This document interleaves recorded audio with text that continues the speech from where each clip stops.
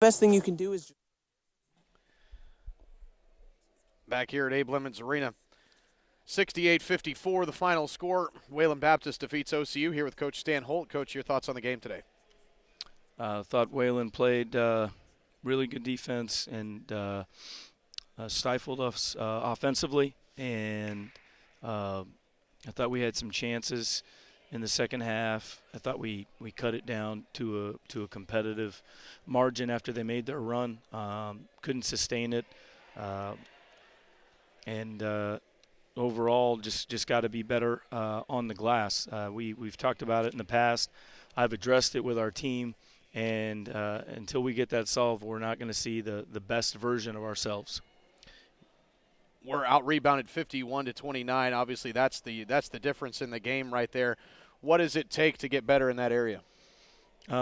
We've got to emphasize it in practice and continue to show it on film. And then we need players to step up and take personal responsibility for it.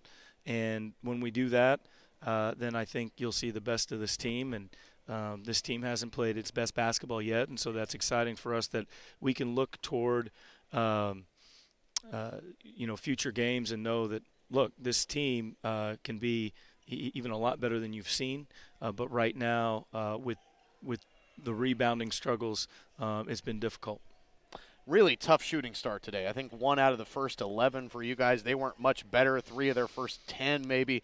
What do you do in a situation like that when the shots aren't falling, but you feel like other than that you're playing pretty good, playing them even, just can't get the shots to go in? Yeah, sometimes that happens, and generally it happens on the road. Sometimes it'll even happen at home, and that's why we emphasize defense so much. We emphasize defense. We emphasize helping each other on that end of the floor, and we feel like if we guard really well, that'll always keep us in the game, and held a really, really good team to 68 points, but we couldn't score enough to match that. And I thought that with all the offensive rebounds they had 15 offensive rebounds. They made more free throws than we attempted. I thought that was a major deal as well. Major obstacle for us is getting to the free throw line.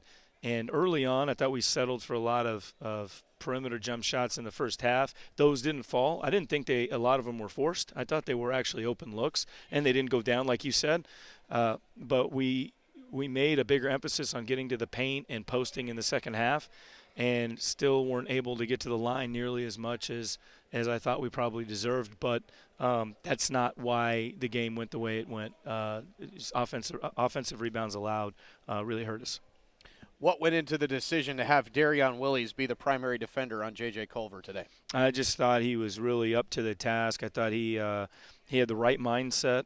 I think he's an incredible athlete. He has great length. He has great determination, and we prepped him for it yesterday, and we prepped him for it this morning.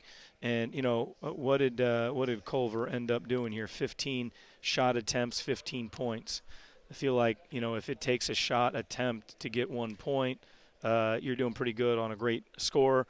2 games ago, he was 35 a game. After his performance at Southwestern Christian, he was 32. Kept him to 15 and 4 turnovers. I thought we did a pretty good job on the nation's leading scorer. Unfortunately, we couldn't keep them off the glass, and we couldn't knock down open shots when we had them. 11 assists today, 22 made baskets. What's your goal as far as like the assist rate goes, as far as how many assists you want per made basket? Yeah, that's tough. But I think you try to emphasize making the right play. And, again, what you said about kind of missing some shots. I mean, 3 of 13 in the first half from 3, 3 of 14 in the second half. I thought our turnover number was low. I actually felt as though it was higher than it was on the stat sheet. But overall, again, we didn't make open shots. We didn't get to the free throw line enough, and that really hurt us. A return game from Randall next week on Tuesday, and then you'll have an exhibition as well on the road against a tough Division II team as well before we take the big long break until after Christmas. So what does your upcoming schedule look like?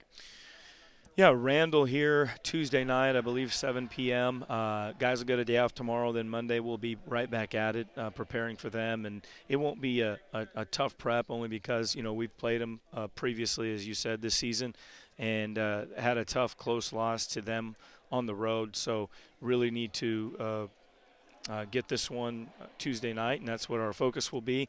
And then, like you said, only one more game after that before the long Christmas break, and it is quite long. West Texas A&M is a heck of a Division II team.